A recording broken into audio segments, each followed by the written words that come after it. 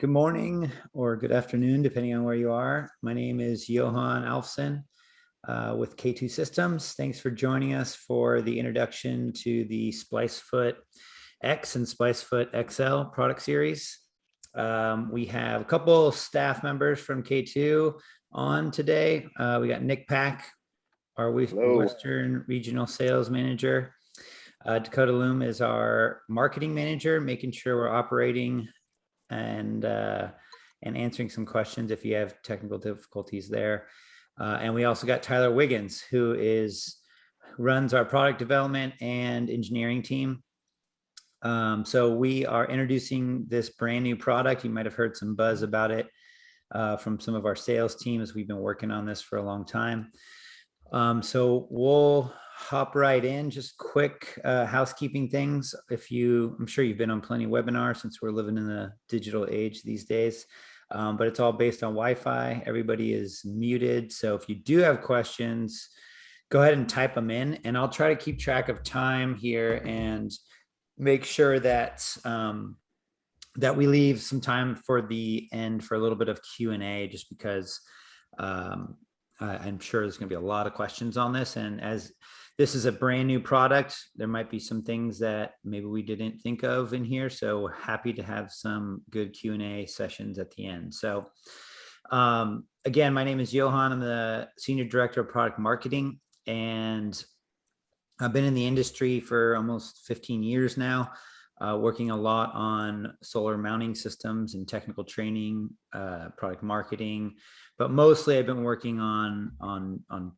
actual technical training and product development. I've done a lot of talks on the talk of best practices as it pertains to solar mounting systems and flashings. So this is actually a pretty big presentation for me, because I've always challenged the so-called self-flashing products. And so we've done a lot of research. I'm really proud of what our engineers have done and the teams we're working with and the manufacturers we're working with, and I'll get into all that. So I've been in the industry quite a while. Nick and I actually have worked in the past for a long time. And actually I worked with Tyler in the past too, when we were at separate companies. But my favorite part is doing the technical trainings, preferably in person. Obviously that's not as possible these days, but we are getting back to somewhat of a normal world. So hopefully we'll see you guys at more events as those are starting to open up. I'll get in. This is the agenda for the session. We have 1 hour to go over a lot of stuff, and I'll try to get through some of the overview of, who we are. We did change our name to K2. We've always been owned by K2, and I'll explain that just briefly so you understand the name change. As we've been known as Everest in the U.S. and Mexico from the start of our company in the Americas here, also all overview on cross-rail system, which pertains to the Splice Foot and how it relates and all the different systems. And then with that, I'll get into like some of the roofing basics and attachment options that we have. And then we'll get into the Splice Foot, which is one of many of our roof attachment products that we offer. So, and naturally, we'll get into the talk of non-metal flashings as it relates to the traditional metal flashings like our eComp and our EverFlash product series that we have. So I'll talk about the pros and cons of the systems, the flexible flashing technology and some of the benefits, pros and cons on both sides, and how we built that into the Splice Foot X and Splice Foot XL. So there's a lot of things to consider as we get into the Splice Foot, especially when we open the door of deck attachments, because that is an option. So we'll talk about Rafter and deck attachment options. And with that, I think what is important is site visits and things to consider when you're designing and installing. And I'm very thankful to have Tyler on, as he might be able to answer some questions as we get into some of that more technicality of wind load spans and things like that. So we'll talk about all of this as we get into this whole process. So again, as I mentioned, we did change the name just at the beginning of this year to K2 Systems. We basically joined our parent company. The long and story of the long and short of the story is basically K2 was founded in Germany in 2004, and they branched out and started opening all kinds of offices all over the world, really. and mostly in Europe. And then they came to the US and Mexico, opened in 2012 in Mexico, or sorry, in the US, and then in 15 in Mexico. And the name K2 was not available at the time. So they went with the next big mountain, and they chose Everest. So we've been known as Everest Solar Systems for a very long time. You can tell the logos are very similar. But we did finally get the rights to the name K2 Systems, and we are now one happy family and have one name. It's a lot easier for us worldwide and globally. So if you haven't realized that and you see some K2 and Everest stuff, that's the same company. So you'll start seeing everything switching over to K2. So if you have any questions on that, feel free to ask. But the company is privately owned, and we have offices all over, as I mentioned: Germany, Italy, France, England, US, Mexico, South Africa, Brazil. We recently opened up in Australia as well, and we're ever growing. We've got installs all over the world. So you can see the red outline of all the installations we have, and that number keeps growing. And it just goes to show that we have a lot of experience, and it's really fun to be able to share product development ideas and trends in different markets all over the world. So it really helps a lot with our product development and engineering and how we go about developing new products for markets that we're in all over the world. That being said, our outside sales team has a lot to do with product development. Some of you might know Al from the East Coast. He's been with the company pretty long, I think longer than any of our outside sales team. And he does a great job of connecting our installers with our engineers with product development and getting them what they need, and working with our distributors. As do all of our team here. We've been growing. We've got Brad in the Midwest. He might even be on here. Nick is a part of this team. You can see he's on the camera there. He'll be helping today. He's in the Northwest. He's in the San Francisco Bay Area, where I'm actually based out of, and he'll be helping. So if you can't see our cameras, we're sharing the screen, which hopefully you can all see. And then I also have my camera on, so I'll be showing, I've got the products here, and I'll be doing little demos, and so will Nick, and he's got his office there and workshop, and he's got a bunch of K2 products there that he's going to show. So make sure you can kind of customize your view. So just click on the camera and play with the different views settings, and you can adjust it to see what we're talking about when we go do the hands-on stuff. So we also have Mark Juvenville, who's in the South. He's based out of Texas.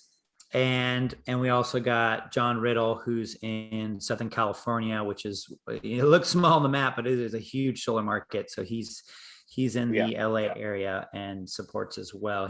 Some of these guys might even be on here paying attention, because this is a brand new product that we're finally unveiling. We're very excited. So the whole basis of our product line revolves around the Crossrail system. So we've got the different profiles that you might be familiar with. 44X came out about a year ago. It was, I don't want to call it a light rail. It is lighter in weight, but it is actually pretty strong as far as you can install it in various snow country, and people are using it back east and in different areas. It just depends on what your wind speeds are, your snow loads are, your design parameters, and what you need to use. And some guys are still using our 48X. Our 48 XL is just a beefier version of the 48X. And then we also have our Crossrail 80, which is more of our ground mount system that a lot of customers are using for our Crossrail ground mount system.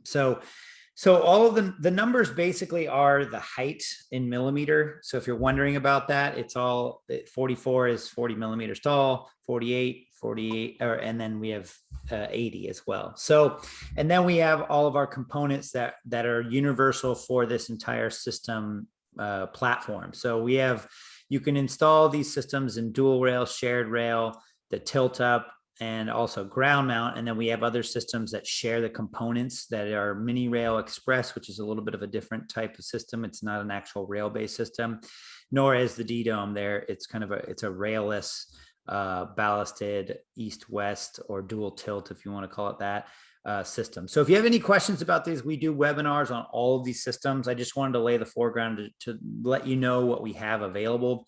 Some people might have only used our D-Dome system and might not know our residential systems. or light commercial, but the Crossrail is pretty popular. And the components, as I mentioned, all share the rail. You might be familiar with pull out our mid clamps, mid and end clamps have these, just pull this out. I have a whole little bag of goodies down here. Our mid clamps and end clamps are spring loaded, and they have this MK3 that we're known for, where it drops in the rail. You grab this plastic tab and turn it, and it goes right into the rail, and you can slide it around. K2 Everest was actually the first racking company to create the pre-assembled, preloaded, spring-loaded clamp. There, Nick showing the mid clamp there. So obviously the solar industry has made a lot of progression as we've gotten going. If you've been in the industry anywhere around 10 years, you've probably experienced installing clamps from the end where you had to slide them in and you had to assemble stuff yourself. Nowadays, everything comes out of the box. Mounting companies and racking companies either joined forces or they're all making their own stuff now. Used to be kind of separate with mounting and racking. So that being said, we actually have been releasing a huge line of products on the roof attachment side, which is what Nick and I have been, spending the better half of a decade working on, as we've worked together in the past at other companies. And so we have a whole line of comp products, tile products, and metal roof products. If you're interested in any of these, the tile product series, or as called in our marketing, the Thor product series, tile hook on roof. It is a whole brand new series of tile hooks.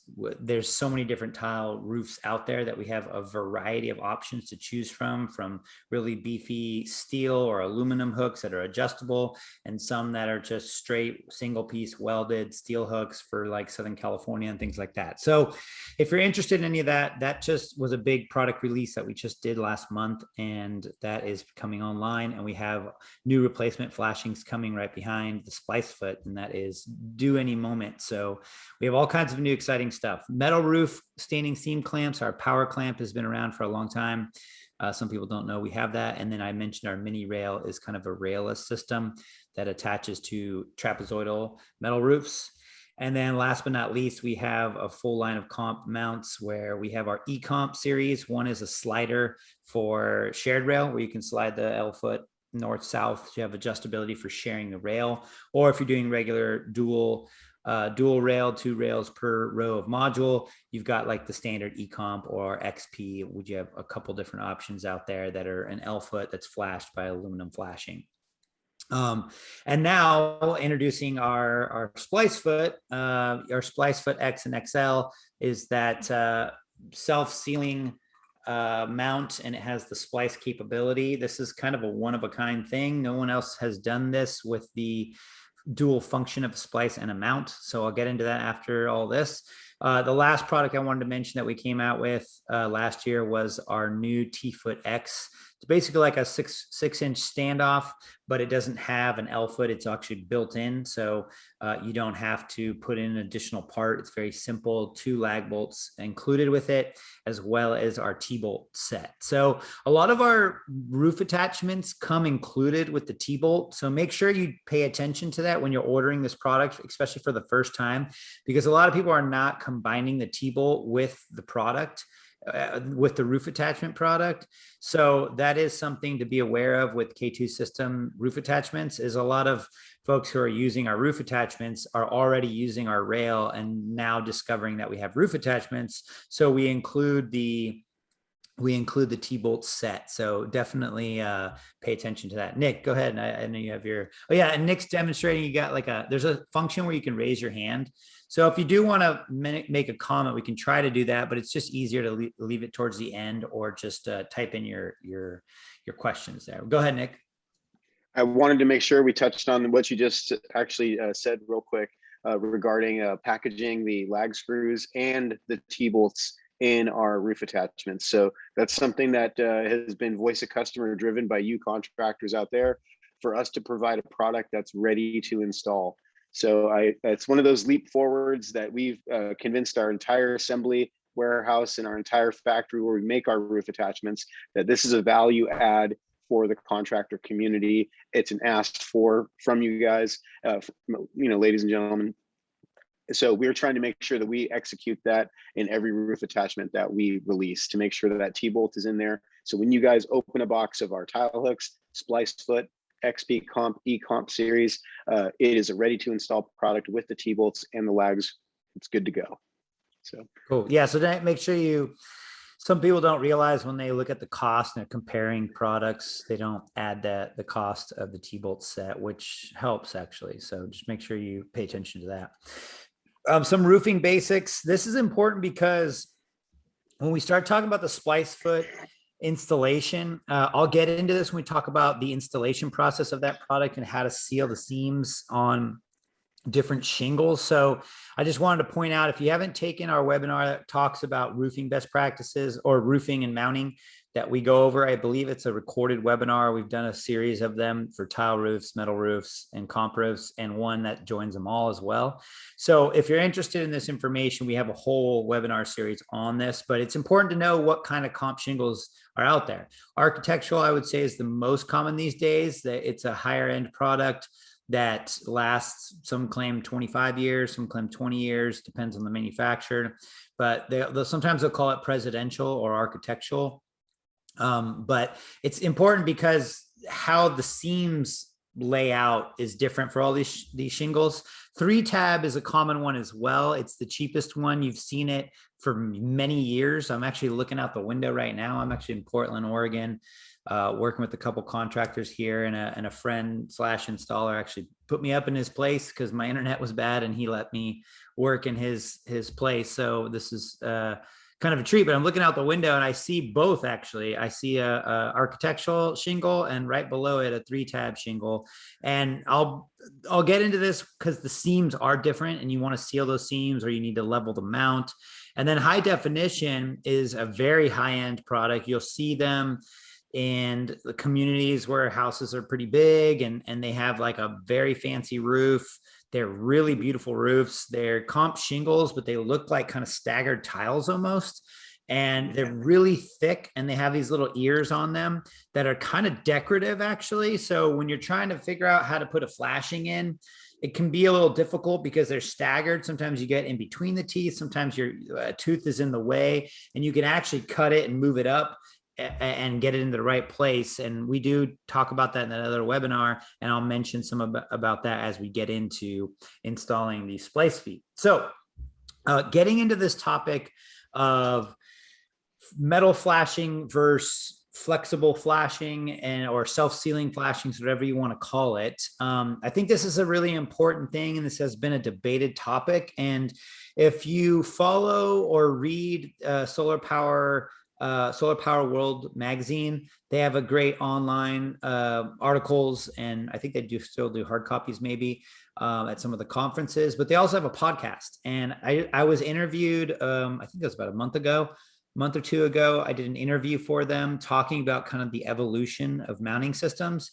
And we talked about the history, because it was pretty much my whole career for more than a decade talking about best practices with metal flashings, because back in the old days, in the early 2000s and in the 90s and 80s, they were just putting, in some cases, 2x4s on roofs and just lagging in screws. I'm serious. If you look up how to mount solar to a roof, you'll find this old video of a guy putting in 2x4s into the roof.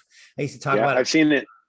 It's pretty, it's kind of hilarious, actually. I don't know if it's still there, but it's got a lot of hits, and it's just a crazy video. And he's literally putting 2x4s, treated, of course, and there's just no sealant whatsoever. Then they graduated into like L feet straight to the roof with just gooping it up. And I joke around and call that the gooping a prayer era, where they just goop it down and pray to their gods it's not going to leak. We just wrote an article in our newsletter. If you're not on our newsletter, we just released like new info, product info, and technical articles. And I just wrote one on this topic, and I describe all this. So long story short, the old L foot straight to the roof with sealant, the whole goop and a prayer era, that went out the door after, we basically were showing that roofers were not happy with us blasting 50 holes in the roof and only using sealant to cover up the bolts and not using proper flashing. You never see a vent pipe sticking out of a roof with just goop and sealant all over it, you know, although I'll show you some pretty fun pictures of some other hokey stuff. But anyways, long story short, people started using flashings in the early 2000s, and it grew and grew, and now everybody is using flashings, and it's an industry standard and always will be. And flashings are not going away, but there are pros and cons to them. So in that interview with Solar Power World, I did talk about, you know, where a flashing might be essential or might be, you know, like I got the pros and cons here, and obviously it's roofing best practices. It's proven for many years. It's accepted by all AHJs. And, you know, it does cover pilot holes as well. If you miss the rafter, that's pretty common. And we'll talk about that in the process here when we talk about installing the Splice Foot. But like in Portland, where I am now, Portland, Oregon, in some areas with the Energy Trust, they mandate flashings. You have to have flashings, and there is, you know, they have an inspection and they look for flashings. And if you're not installing flashings, they will fail your job. So that's obviously a pro that you're using flashings, and we get that. But then you go to places like Las Vegas, where it's really hot, or maybe even Arizona, parts of Arizona or the South. It can get really, really hot. I mean, here in Portland, the funny thing is they just hit record high 116 degrees it was last. I know, it's wild. And so I'm in shorts and a t-shirt, and it's cooled off now, but it was insanely hot.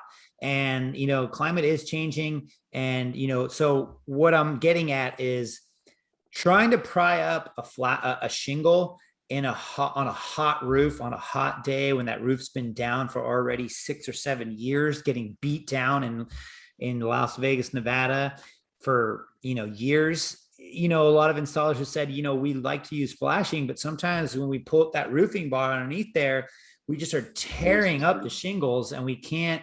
Yeah, so he's got that roofing bar. Nick's showing the roofing bar. That's really common. That's in the picture there.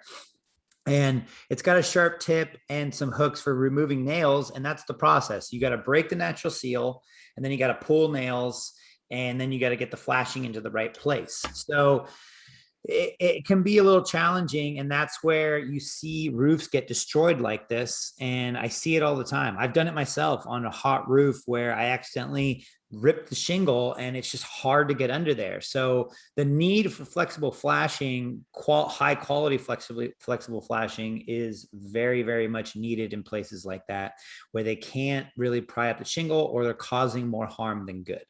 So that's where I see this being a really positive thing, you know, because it is hard to pull up shingles sometimes and remove nails, and also flashing is going to be installed wrong. This is actually, if you look at that picture on the left there, I'm kind of laughing because I was doing an install with the Splice Foot actually, and I turn around and I see this was in Albuquerque, New Mexico. I turn around and I look at the AC system that's on the roof, and they're not installing this flashing properly. One, they got a flashing there. If you can see my cursor, the flashing is actually not installed correctly. That should be underneath this second layer of shingle. It's on top of the first layer. It should be underneath the second layer. Yeah. And it should be cut around, and then underneath into that third course of shingles where the nail line is, and it's protected. But they just probably installed it wrong, and then they just gooped it all up. So I would say solar installers are ahead of the curve now, where they used to be doing this. You know, you got screws right into the roof right there, and they just gooped it all up, and who knows how proven that is.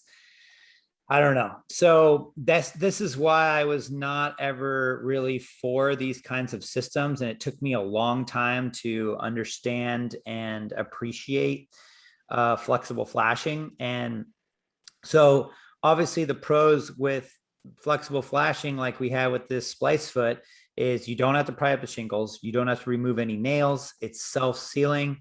There's less sealant needed, which gets really messy all over your pants. There's less hardware. It's really fast and easy to install. This was a job I was on, that same job. I did a couple jobs in New Mexico, and the comp shingle roofs are extremely popular there and everywhere. But this product is simple, but has some really cool features, and we'll get into that. So the cons, I will say, is it's not traditional. You know, it's kind of new. I would say it's new to the US in the last 5, maybe even 10 years, really, because people have been installing these, but you know, they haven't always been in the best of light. But they're getting proven now with more research, and I'll get into that in a minute with testing. But it is a huge advancement with what the testing and the materials that are being used, and we'll talk about that here in the next couple slides. But I will say the cons are they're not traditional, so some AHJs might not accept them.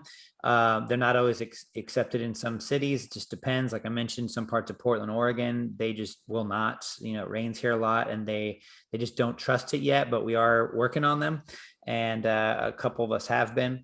And they are hard to remove. Like, these are supposed to be down for 25 plus years. So if you install it in the wrong spot, then you realize, you know, you can't really remove that. You might just want to leave it and have sacrifice that mount. And I'll show you a video I did of pulling one out.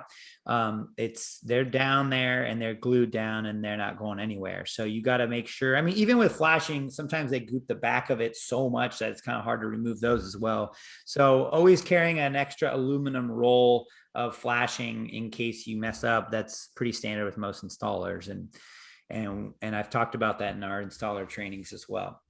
So if you don't know already, we have partnered with Rooftech. The butyl that we are using on our Splice Foot is the same butyl and the same screws that Rooftech is using for their RT Mini. So their RT Mini is a cool product, and it actually works very well for our crossrail system, and it has that adjustable L foot. A lot of mounts now in the flashings don't have any adjustability, and you just lag them in, and you have to have a string line or snap chalk lines to have them straight so your rail is not wavy. But that one has some forgiveness, and you can slide the L foot where you need to. Works great for our shared rail system if you're attaching to the rafter. These lag screws are a 5mm lag screw, self-sealing with the butyl. They are designed to attach to the rafter with 2, or in our case, to the decking with 4 screws. So, and I'll get into that when we talk about the attachment portion of that. But the reason we partnered with Rooftech for the butyl and the screws is because they had the most research. So I've been digging into this for years because people have been telling me to look into it, and they, want to convert me to doing or accepting self-sealing non-metal flashings. And there's a couple of them out there now. Some use sealant, some use some different kinds of sealing pads, but we did all the research. I've installed all of them, and I gotta say Rooftech has an impressive track record. They've been doing it I think since the 90s in Japan, and I wouldn't be surprised if some of our Rooftech compadres are on here, and if they are, we can talk more in the Q&A at the end. But we have partnered with them. We're very impressed with their butyl. It's specialized, it's proprietary to them. They've made it so that it is compatible with asphalt shingle, and they've done all kinds of not only mechanical testing with their lag screws, but also like hurricane simulation tests, carbon arc weather testing, which involves UV, humidity, temperature, accelerated heat test kind of thing, salt spray, which is really important when you get into Hawaii or the coast. So the amount of testing they've done goes above and beyond. And we've also done our own, we've done submersion tests without sealant at all, and they've done their own. You could see some of their YouTube videos are pretty cool. Mike's doing some submersion tests and showing you how it works. So this what we call butyl for a generic term, it's pretty resilient, it's super reliable and resistant. And the beautiful thing that I really like about it is the screws. Nick, I don't know if you have any of them, but you can show them. The screws, I think I forgot mine. We do. Let me make sure we I don't have mine. Sorry, I'm I have traveling. some right here, actually. Yeah, so if you look closely, what's happening in that picture, the screws, normally when you install a regular flashing, you drill pilot holes, and you're usually doing like a 5/16 lag screw, and then you got to fill the pilot hole. The reason why you're filling the pilot hole with sealant is so that you waterproof the threads, because water can wicker down and go down into the hole, which I've seen happen. So Nick's holding up our screws, kind of hard to see, but it has a self-tapping etch into the screw so that when you don't need to do a pilot hole at all. The product itself is 4 inches wide. So you have a really big plate that's going to cover any missed pilot holes, because it happens. Usually, if you can't just knock with your hammer, find the rafter and install the mount, then some guys will drill a pilot hole to make sure they hit the rafter. And so you can drill a pilot hole and then you can seal that with sealant and then cover it up with this and then go straight in without any pilot hole. And what happens is it goes into the butyl. Nick's holding it there. That's a good, that's great to hold it with the tape. So it's not a very big screw, but it's perfect for 2 going into the rafter. And what happens is it goes into the butyl and pulls the butyl down into the hole itself and seals it. So you don't need to put sealant on the lag screws. You don't need to put sealant all over into the pilot hole. You can install it. So you could see Nick's holding it up there where he has the splice foot, and you can see the butyl and how the screw goes down and pulls that butyl down. Yeah, exactly. So if you have questions, go ahead, and I'm sure you're having questions now. So feel free to type them in. We'll do a Q&A at the end, but let's get through some of these features and how this product installs and some of the design considerations, which is really important. So the Splice Foot has our flexible flashing butyl, which is Rafter's. Again, it's the Rafter butyl and the Rafter screws. But the Splice Foot has 2 slots, and it works as a standard mount with 1 T-bolt or 2 T-bolts for a splice function. And we'll show you how that works here in a minute. So I just wanted to show you real quick. So I wasn't going to show this. This was actually in a training room that I used to work in for many years, and it got torn down, and I had the opportunity to go in and play around and shoot some video and do some experiments. And so I had this comp shingle roof, and I installed a bunch of mounts, and I did an install, and I played with it. And then after 15 minutes, I actually pulled one out, and I didn't intend on publishing this, but it's kind of fun. And I did a little webinar for some of our distributors, and some of the reps told me that they thought this was really cool. So I'm going to hit play, and it'll probably be a little delayed. But what's happening here is this was down for 15 minutes, and I put sealant around the edges, which is best practices. And then I actually remove it. So I just wanted to show you how the butyl sticks so hard on this product. And this is inside. So you can see the screw there has the sealant on it when I pulled it out. And then I try to pull this up. You can hear me grunting because it was really hard to pull off. And this is indoors, so there's no sunlight hitting it.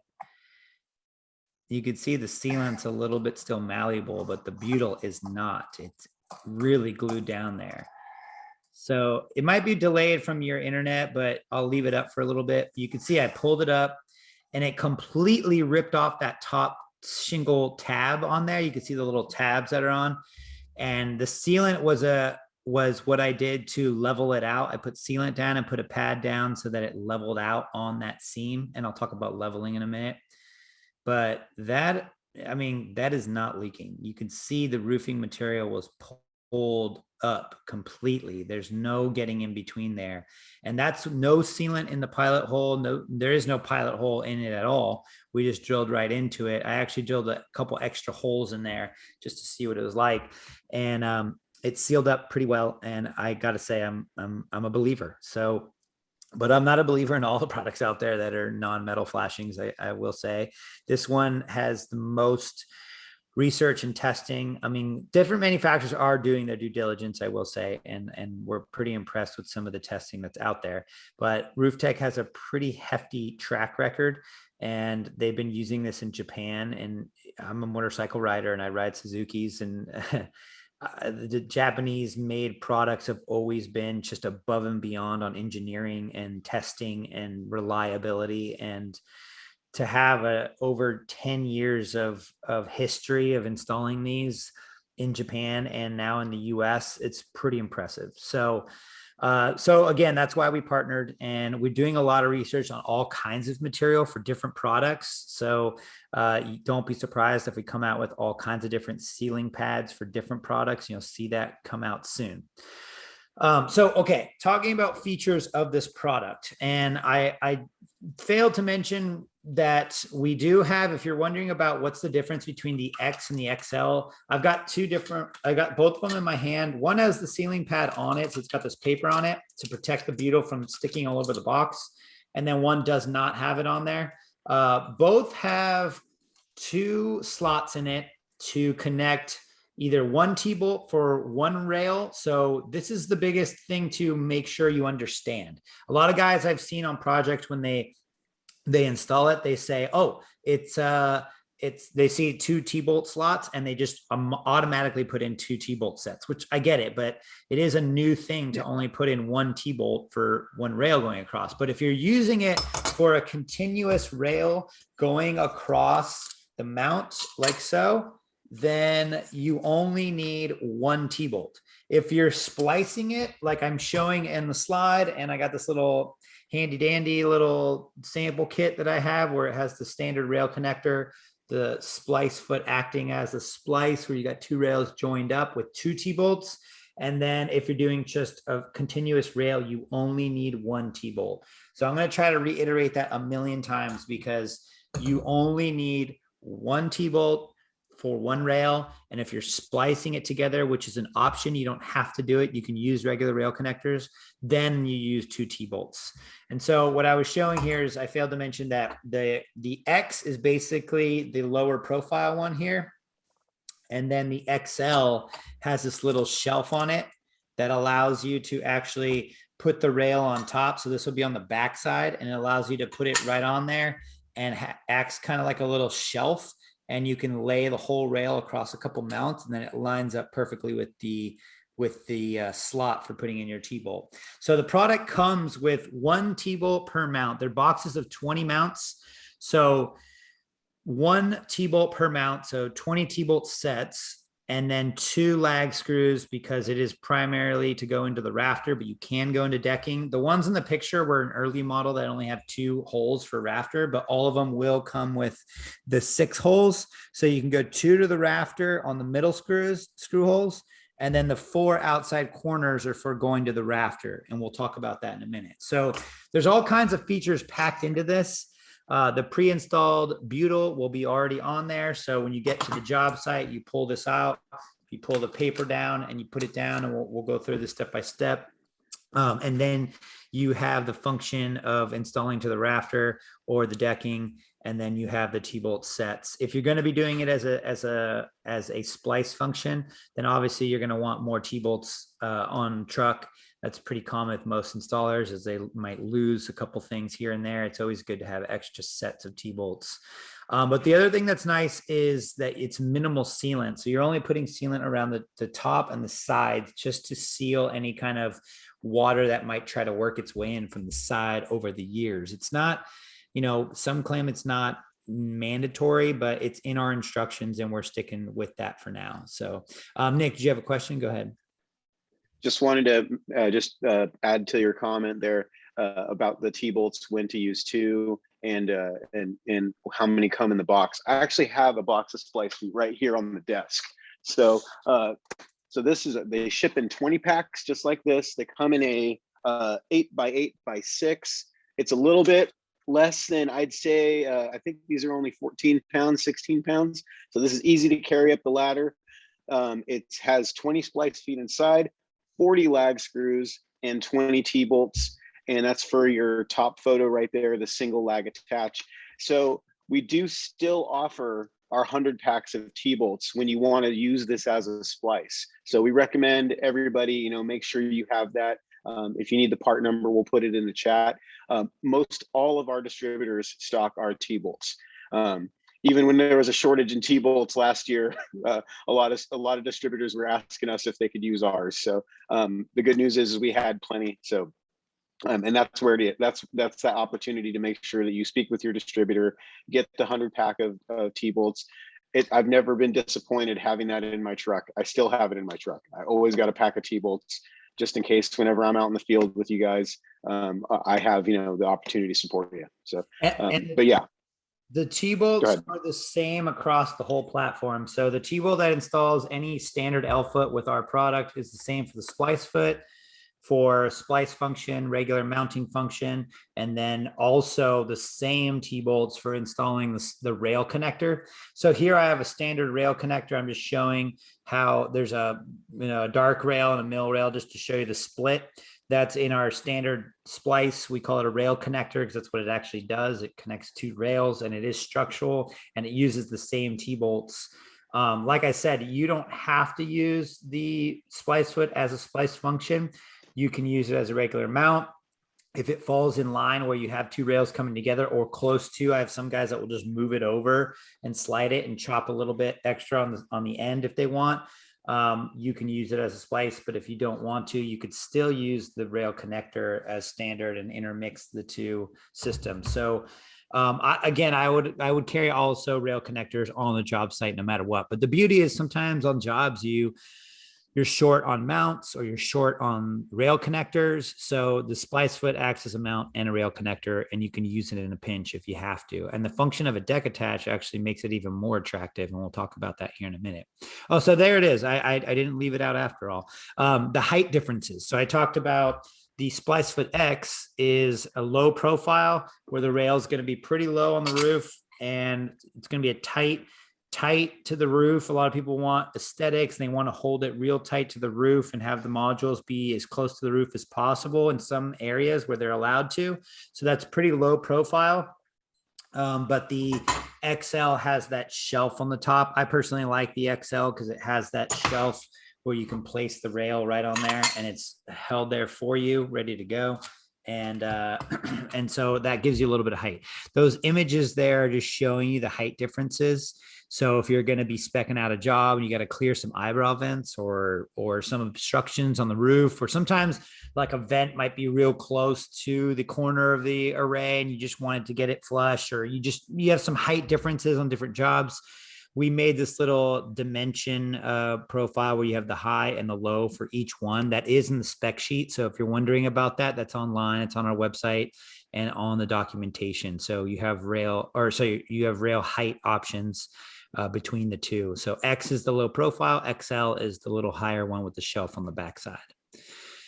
This is a little animation just to show you how it comes together before I show you the install process. I'll play this again at the end after we go through the whole install process, just to give you a look at, this is just a little snippet of our install video. So you pull off the butyl paper, protective paper, you put it down to the roof, drill in your self-sealing lag screws, and then you put in, for one rail, you're putting in one T-bolt, as you see there, in the right orientation.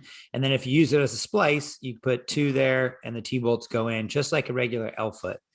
So pretty basic, pretty simple design, very clean, easy, but it's got a lot of good features in it. So the install process is no different than what you're going to do on a regular job. So everybody's going to outline their array, whether it be huge or small or perfect square, wherever your module breaks are, however you do your outline of your system, it's no different. So you corner out your array. And then for where you're going to put your mounts and your rails to connect to the modules in the right clamping zone, which I'll talk about here in a minute. I know some of this might be very elementary to some of you guys, but if you're new to this, this is what's going to go down. A lot of guys snap chalk lines to where to put their mounts, or they choose the course of where they're going to be mounting in. For the splice foot, I would say it's really good to snap chalk lines just because you want to line up all the splice feet so that the rail's not doing any kind of bending, or you're not forcing it down or up to connect to the mount. So if wherever your modules lay out and wherever your clamping zones are, which I just wanted to put in a slide here from our clamping zone. This is from our K2 Pro training set module that we have, because a lot of guys are trying to, hire new guys and they want to train guys. So we have a full installer training program. So if you're interested in that, we do train all of our customers' crews, new or seasoned. We have a whole platform of NAPCEP accredited training, and this is a part of it. So this was an install that actually some friends did, and they had a couple new guys, and they were really quick and really hard workers, but they didn't realize that the modules have clamping zones on them, right? That quarter point. So I pulled this straight out of a module manufacturer's spec sheet where they do a little diagram to show you where you can mount the the clamps where your rails are going to go, which are in turn are going to have your mounts be installed as well. In this case, that's our tilt up, but it's the same kind of function where you have, they had the rails too close together and we had to fix it, which was easy to do because it was on our tilt up, which has that cross rail function and you can kind of slide them up and down. So no harm, no foul there. But if you're putting a mount down, you want to make sure that you're in the right clamping zone. So going back to this slide here where it shows the modules going in with the string line snapped where the mounts are going to go and where in turn the rails are going to go and your clamps are going to go, if that makes sense. So some of you guys know, you're probably rolling your eyes and probably starting to multitask, but we're getting into the technicality here. So now's the time to pay attention again. So there you go. Here's a good example of some eyebrow vents there that the modules had to be right up against and they wanted to clear them. They still had enough clearance to use the, this is the low profile Splice Foot X. And what I wanted to point out here is when you snap the chalk line, I usually use this. This has a long flange and a short flange on both of them actually. Just on this one, it's more obvious because you have this, you have the shelf here. So it's really obvious to see which one goes on the backside.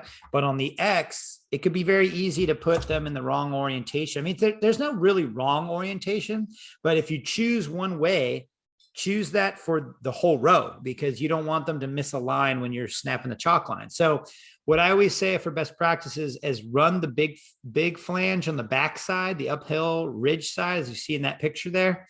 And then you can actually use this little strengthening rib here, this little ridge, to align with the string line. So I snap chalk lines and then I line them all up with that little ridge and it gets them in a nice, perfect straight orientation to install all the mounts straight and your rail is not going to be fighting each mount when you install it. So snap a chalk line is what we're doing there. I was on this job. This is the New Mexico job again.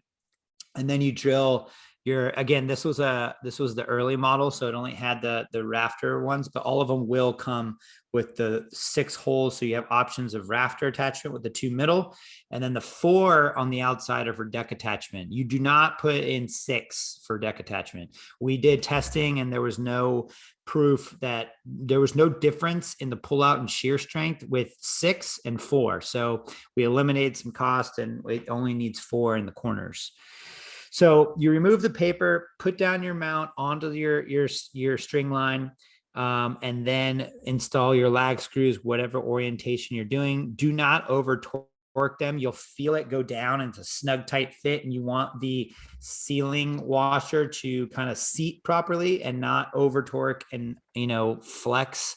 And then you could potentially snap the screw if you go down really too hard with your impact. So just make sure it's a solid feel of putting them in, and that's what they look like when they go in at Nick's showing.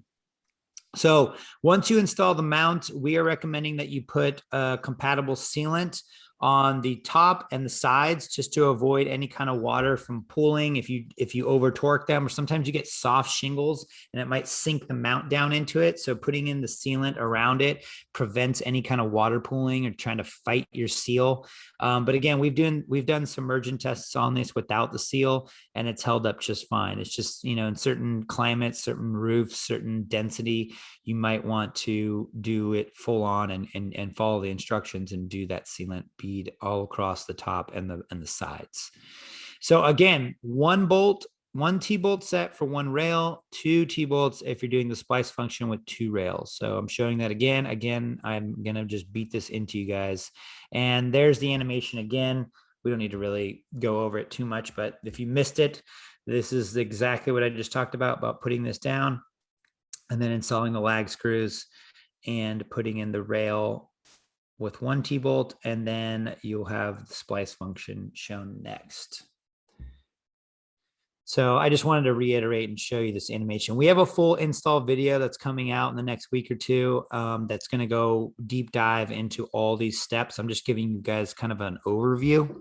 One thing that's really important is sometimes you have the mount going down. If you're going to the rafter, then it might place right on top of where there might be an uneven surface. So what Roof Tech recommends, and we do as well, is you can buy extra pads of the butyl and you can cut them with scissors and just put them down to level out the mount so you don't have it, tilting one way.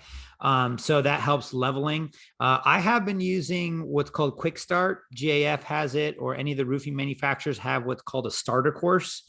And essentially it's the exact same size as some of these comp shingle teeth.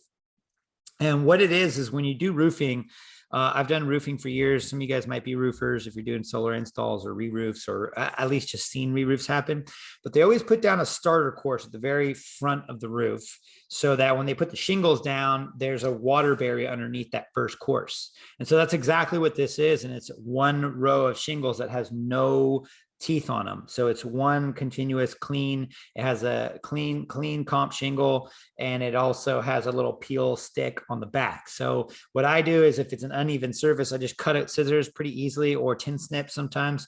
You cut a little piece down, you pull off the bead. I usually put a little bead of sealant, like a little zigzag on there, glue that thing down. You could tuck it underneath the shingle and then seal the seam. And then you do want to seal any seam that's within 2 inches of the mount, just as a precaution in case water, gets down in there and the weight of the system is pushing down and wants water to get in there, fighting it. Again, the seal is bulletproof, but you don't want water trying to fight for 25 years going in there. So it's just best practice to seal any seam either underneath the shingle or on the sides within 2 inches, or above or below within 2 inches. So you just want to seal that up if it comes into play. So again, I wanted to point out that these shingles that I mentioned earlier, architectural is what I'm showing in this slide, where it has a couple little decorative like teeth on top of each core shingle and might have an uneven surface. There's no seam there, but it's just an uneven surface.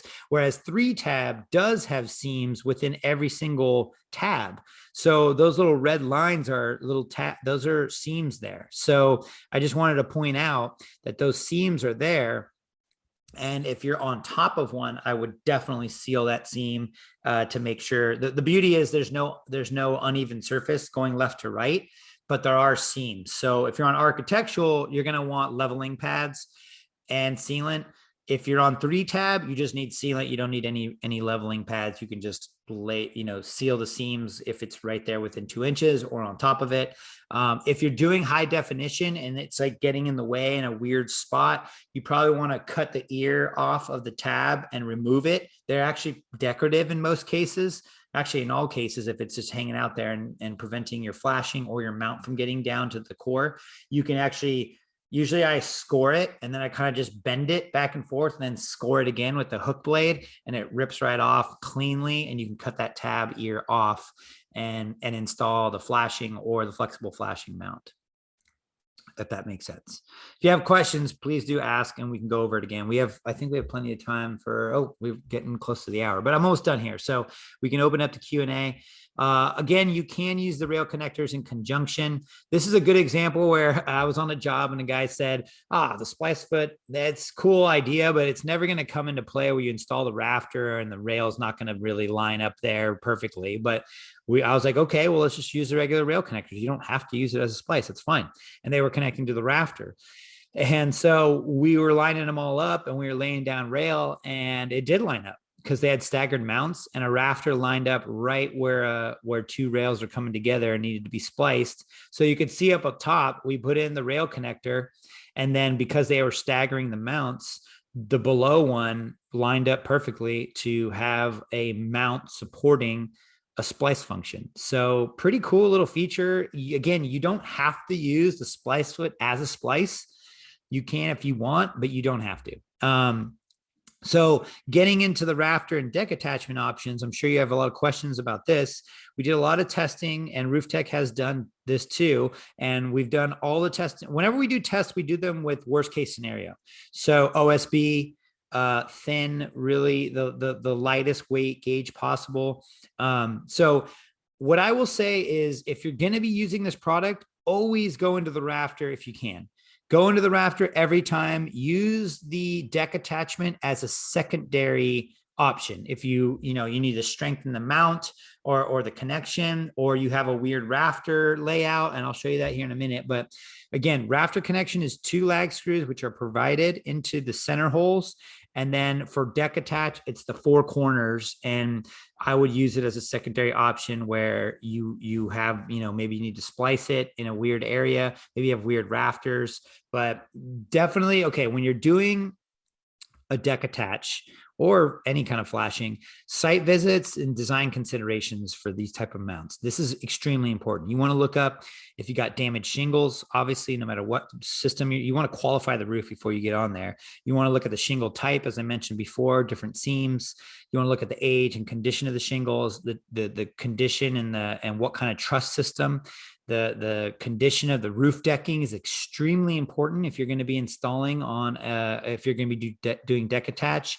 And you want to make sure you get a positive connection, meaning you go actually into the rafters, or you're going into the decking solid and not hitting any seams. So I blew up these pictures because I was just Googling like plywood, and I just wanted to show you guys like images. And this Georgia Pacific had this really cool little video on plywood install. It's on YouTube. You could just Google it, and it's one of the first things that came up.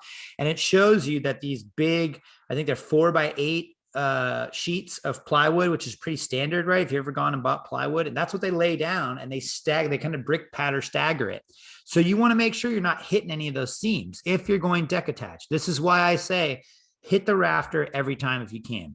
If you can't find the rafters, something's going on. There's tricks to finding it. Get in the attic, look up, the plans beforehand. Do as much research before you get on the roof, and look at the seams underneath and try to figure out where they are and not hit the seam if you're going to do deck attach. So that's why I say go to the rafter every time, because you can knock on the roof with a hammer and feel it out. I've installed for many years before getting into the manufacturing business. I was an installer first. And I still get on jobs. I'm going to be on a job probably this weekend with a friend, helping them do an install.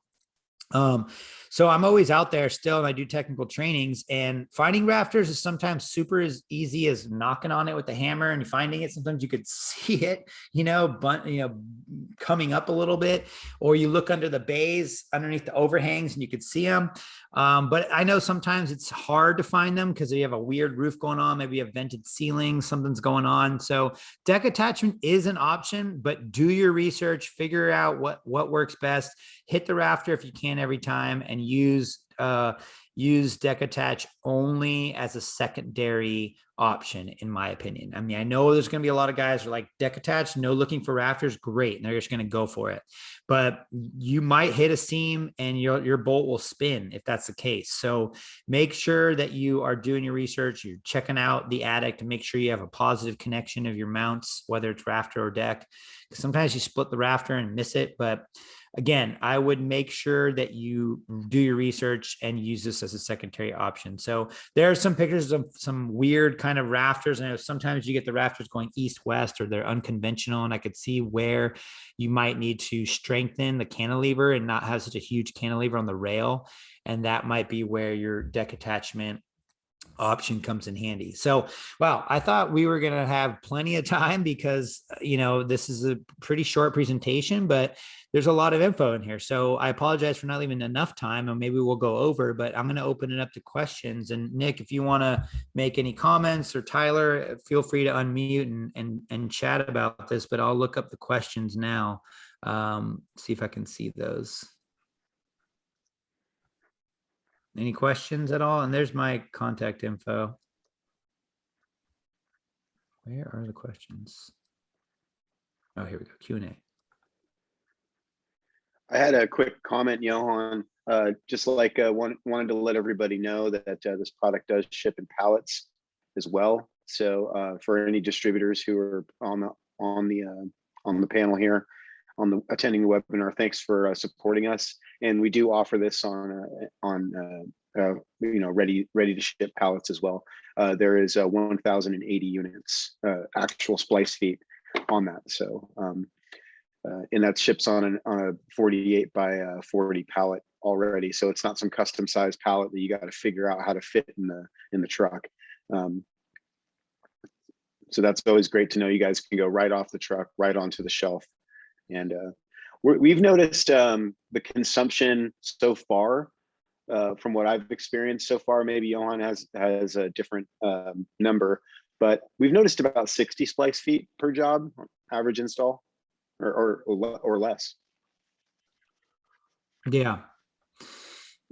Yeah, it's one thing I wanted to mention is I talked about pull out, shear, and values and deck attach versus rafter attach, and to your point, Nick, um, we are starting to build this into our base tool. So if you haven't used base, it's our design tool. You can go on there and there's the link down there. And if you go on our website, you can find it. It's a free design software tool where we build in all our engineering, and this is getting added, and you can see where you could still do the math now, to where if you go and design a system based on your zip code and then compare it to our span charts, you can see where you have ASC 716 now. We do have all the engineering compatible with ASC 716, which is the new norm, and they have new roofing zones and new requirements for roof attachments, which is really important. And that's all built into our design tool. And we're adding the Splice Foot now. We're putting all the numbers in there, and eventually you'll be able to use the Splice Foot as an option and be able to click on it, and you can kind of toggle back and forth to different mounts. Maybe some are stronger in your area, or maybe deck attach works out, maybe it doesn't. You'll see the limitations of where you can kind of do the math and figure out what is the best bang for my buck. Like, is it better to go to the rafter every time and spend the time to do it and save on material cost, or is it better to just slam these down and not spend the time looking for rafters on certain jobs and just putting in more mounts? Because you are going to have to put in more mounts. Deck attachment is never going to be as strong as a rafter connection, just no way. But that's why I say I would use deck attach as a secondary option to help you out when you have weird scenarios that are not normal rafter layouts, or you need to splice in a certain area where you don't have a rail connector and you need to splice where there is no rafter. You can do that as long as your span is within means. Or if your cantilevers are hanging out there and they're not, your rafter connections are not allowing you to get the allowable cantilever, you could supplement that with a deck attach, depending on where you are and your snow load and where you are on the roof with different roof zones. So like I said, we're going to build this into our base tool. It's in the process now. So if you haven't tried out base, go in there and try it out. Any of our sales reps, inside sales team, I noticed some of our guys are on here now paying attention, and they can help you. Our inside sales and outside sales reps can all help with installing or doing designs with all of our products. And if you need any support on this is a brand new product, by the way. So our distributors are able to order it now, and I believe some orders have gone out. So feel free to let us know if you have questions or need to start prepping for a job and you want to try this out. So I think that's it. There weren't actually questions. So I either did a great job or people were multitasking, too busy. So anything you wanted to add some more comments too, Johan. Thank you so much for driving over that. It's always a pleasure working with you, my friend. Some of the great takeaways of what Johan was saying was about the Splice Foot is that it's very friendly to the roof already because of its footprint. So we made sure to give you a very large base and a lot of water barrier on this footing. So it's lightweight, it's friendly to the comp shingle roof. It fits in that coursing of the comp shingle roof. So you'll be able to install this. It has a little bit of nuances to installing it, but it's actually a lot more friendly than you think. Lightweight, extremely strong, fast to install, and it's very without having to manicure the shingles so much with this roofing bar and pry up the shingles so much. So there's going to be some HJs out there for you installers that are still on board with metal flashing. They might require it, but there's a lot of AHJs, including in LA County, that actually accept this style of install. So we have a product that we're extremely proud of. Johan's poured a ton of work into this. Tyler Wiggins and our engineering team, and then even Dakota and our marketing team have poured a ton of their time and making sure that this product is a ready to install product for you. So we're very proud to bring it to the market. Yeah, this is pretty exciting. So it's a whole new era of mounting. And like I said, we're investigating all kinds of different ceiling pads. Obviously, it's not ideal to have, additional trash on the roof to have this. And some products are like more of a dry, non-tacky seal. But this on a comp shingle, you get the granules that come loose. If you ever walk on a comp shingle roof, the granules come loose Exactly. pretty quickly. And so this tackier seal, the reason we went with this is it glues down and it keeps the comp shingle tab or granules intact, and it keeps it on the roof and it glues down. So it's obviously we have to protect it with this, but that makes a much more positive seal on there. So I would highly recommend trying this out. We feel pretty confident in all the testing that we've done. So definitely check it out. We'll have samples available. These things are getting on shelves with distributors. Our priority is to stock our distributors, and they haven't been leaving a lot for us to sample kit, but we're working on sample kits now. So if you're interested in that, we can try to get you guys some. If you're in the area, I'll go back to the slide. I know we're over time and most are sticking with us, which that means you're paying attention and I appreciate it. But I just want to go back to the slide. If you don't know your local rep, definitely go on our website and look them up because they're listed there and all their contact info is there. There we go.